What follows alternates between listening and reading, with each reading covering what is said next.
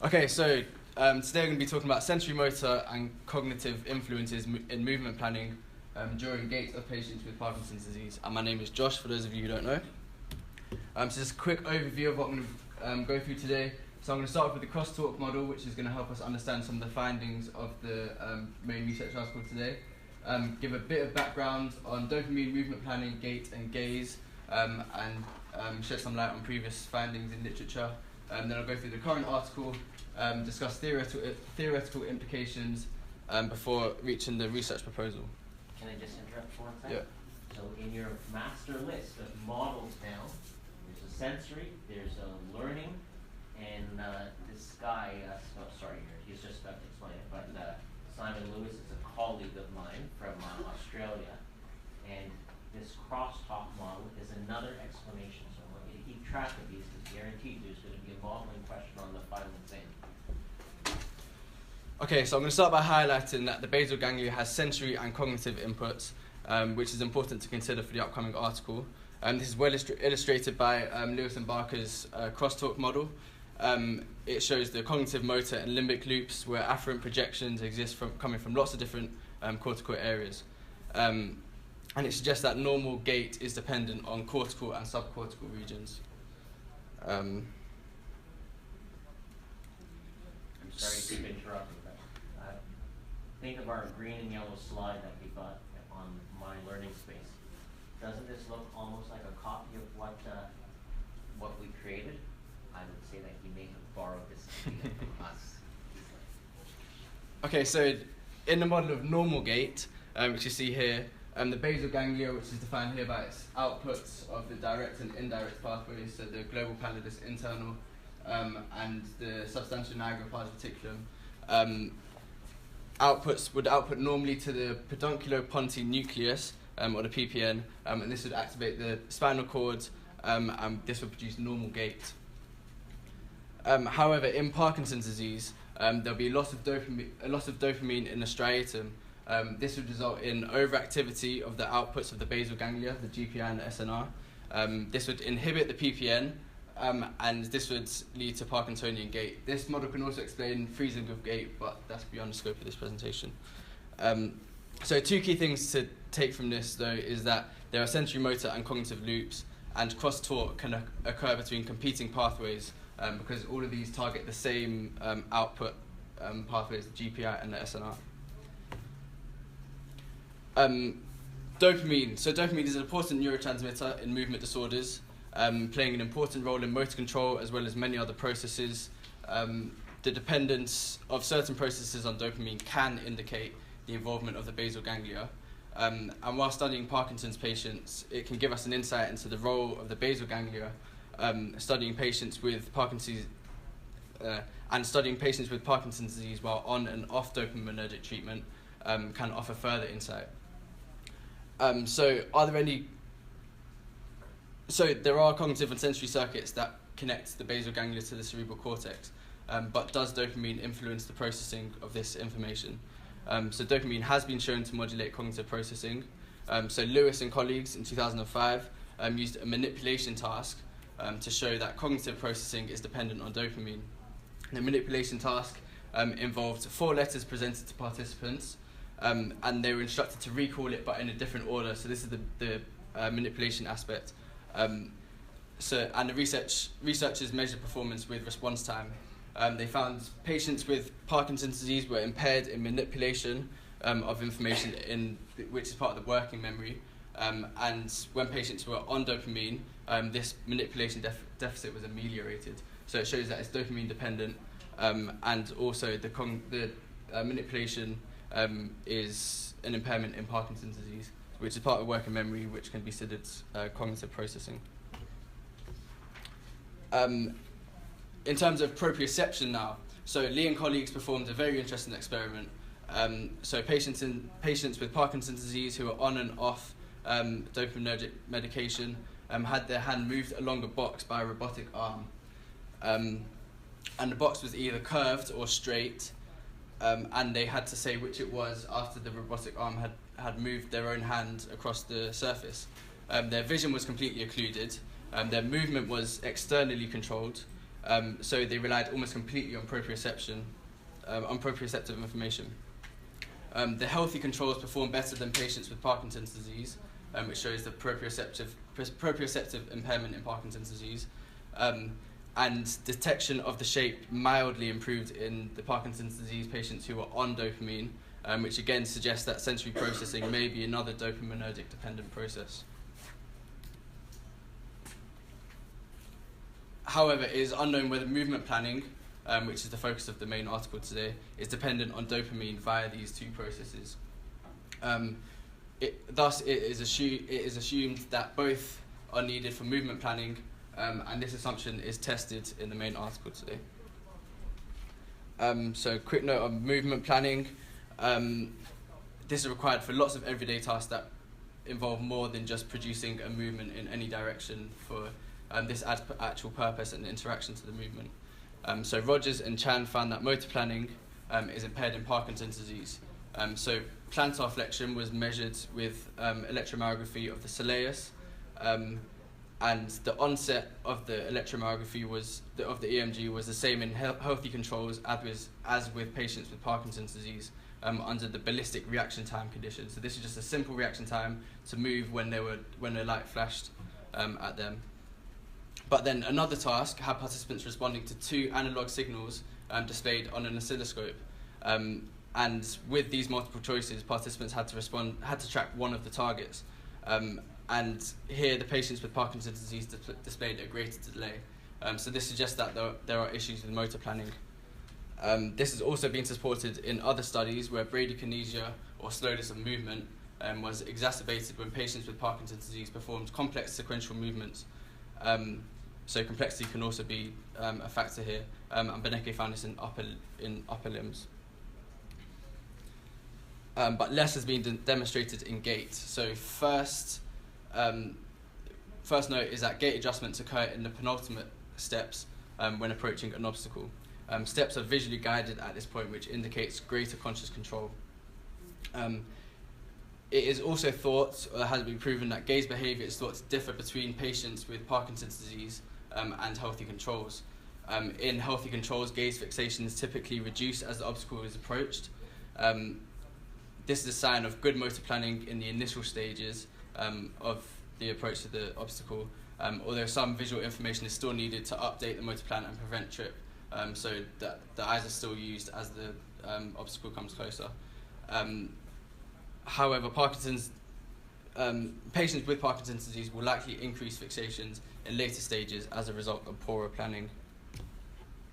So just a quick summary of what the previous literature tells us.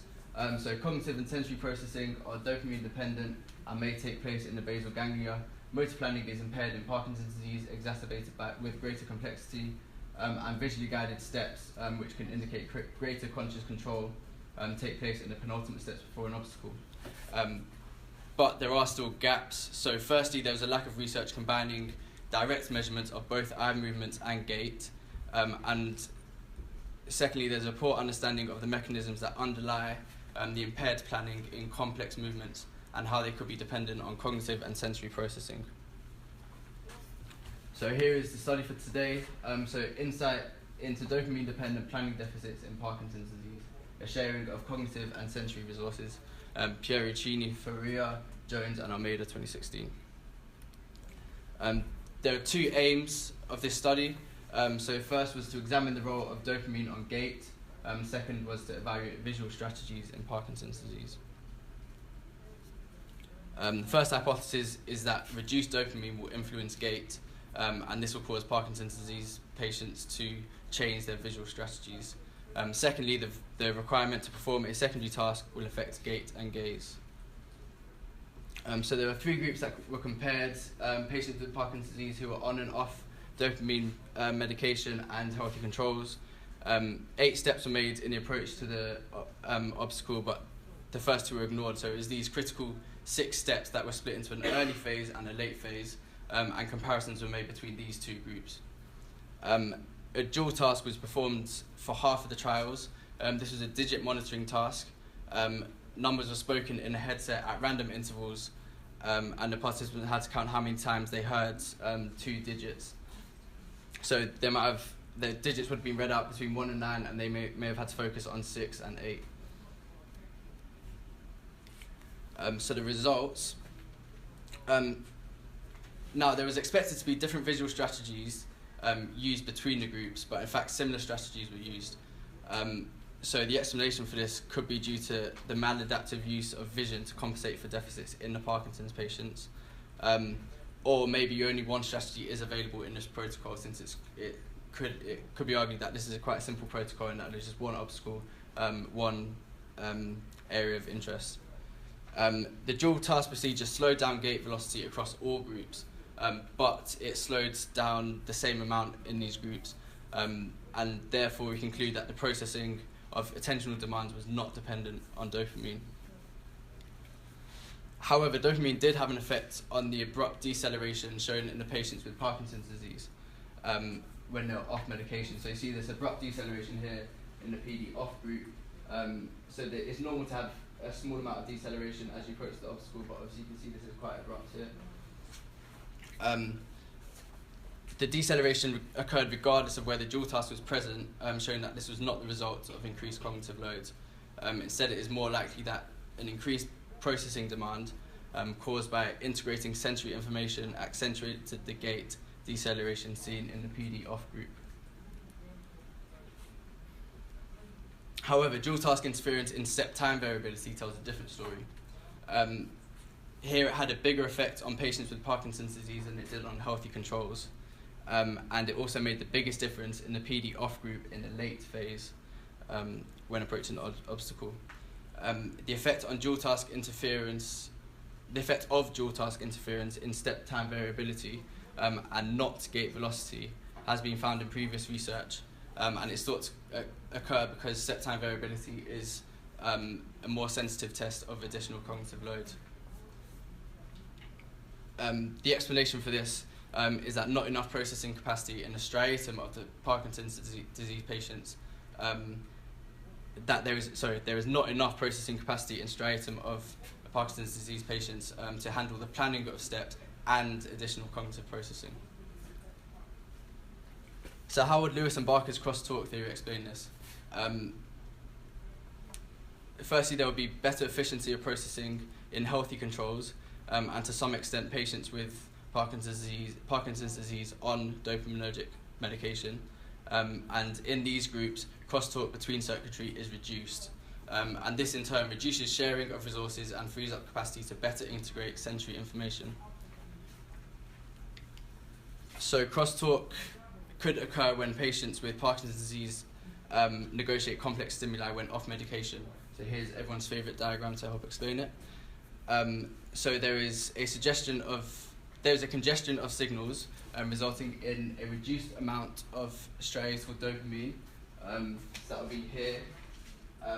This then causes the disinhibition of the globus pallidus internal. So this becomes more active, and there is thus a greater inhibitory signal sent to the thalamus, which exacerbates slowness and movement inconsistency, which is shown in the variability of gait. But when dopamine is added, there is a greater processing capacity of the basal ganglia to be used for movement planning. The greater dependence on dopamine of sensory processing suggests that basal ganglia has an important role in sensorimotor integration. This could suggest that attention uses other neurotransmitters and could be influenced by areas of the brain outside the basal ganglia. But it could also just be a sensitivity issue, as the effects of attentional load was present in step time variability. Crucially though, the study shows that integration of sensorimotor information is vital for normal gait, especially under high cognitive demand. So why is it important to study this? Understanding planning deficits can help prevent falls and trips, and as trips are associated with gait impairment, so it's important to understand this. Also, in interventions, patients may be exposed to complex environments when off medication, as the processing demands are very different to a simple environment when they have sufficient resources provided by the dopamine medication. There are some limitations. So it only tested participants in one dual task paradigm, meaning we can't generalize to all dual task procedures. The effect could potentially be different. Also, while the lack of difference in gaze behaviours is not a negative finding, results could have been different if a more complex protocol was used. So maybe if there was a higher obstacle or more of them, gaze fixations could have been different between the groups. The obstacle was the only area of interest, so further research should be done in environments with more visual stimuli. So this brings us to my research proposal. So the aim of this would be to further investigate effects on gait of overloading basal ganglia outputs with different modalities. So there will be 2 obstacle conditions rather than just one. So there will be the bar that was used in the first, which I think I actually didn't mention. So there's a bar in the main article I just discussed, which is 15% of the participant's height, and there will be another obstacle condition, which would be a step. So there's more motor planning will be required for this because they'd have to step up and then step off. There will then be 4 task conditions. So there'll be the same dual task, same digit monitoring task, which is a manipulation of cognitive load.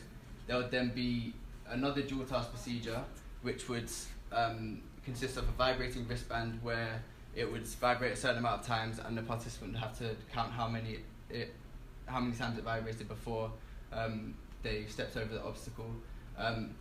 It is questionable whether this will cause sensorimotor or cognitive overload, because even though the stimulus is definitely sensory, it could be encoded as cognitive. Someone might count it in their head as 1, 2, 3, 4, 5, rather than having short-term sensory memories recorded from that. There'll then be another condition of a stimulus-filled room, but no instructions will be given to the participants to memorize anything or pay attention to it. So this could cause incidental encoding of the visual information. So it'll be interesting to see if this has any effect whatsoever on the gait. And then there'll be just normal walking to clear the obstacle. So there will be the same 3 groups: the participants with Parkinson's disease who are on and off medication versus the healthy controls. And then 3 of the predictions that I make would be there'll be most gait disruption in Parkinson's disease patients off medication, in the 2 dual tasks with the more difficult obstacle, and in the last 3 steps approaching the obstacle. I don't think there'll be a difference between the 2 Parkinson's disease patient groups in the stimulus-filled room, as it's just incidental. It will just cause incidental encoding, and I don't think the paying attention to stuff is dopamine dependent. Also, if the gaze fixations were measured, differing strategies may occur in patients with Parkinson's disease in the more difficult obstacle, which will be the step. And that is all for today.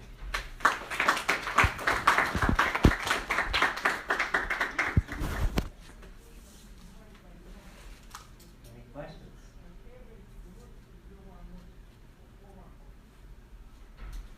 So I'll throw out a comment while you guys are thinking. The stimulus filled idea, we've actually done it. Okay. And we thought that if we put clutter, imagine all these chairs, for example, if we scattered them around the room and we said walk diagonally across the room, we thought that if the clutter was anywhere in the room and it was an attention distracting issue, then patients would show this overload. We even did it with freezers and expected them to freeze more. And then we thought, okay, let's take out half of this clutter, but with only half of the clutter, let's put it right in the pathway so that it made a narrow path for them to feel like their personal space was being encroached upon. And as soon as you put it in their space, the freezing and the increased variability and all this planning, the eye shifting starts. But there was no problems in just when it was just scattered. No. Okay. Which ends up being further support for the idea that this must be more a sensory motor thing than it is a cognitive thing. So Simon Lewis, he was actually here last July, and he tried to make arguments as to why all of our experiments could be explained with cognitive load and attention, and you know, this was the result of that. So we said, well, I'm pretty sure we can try and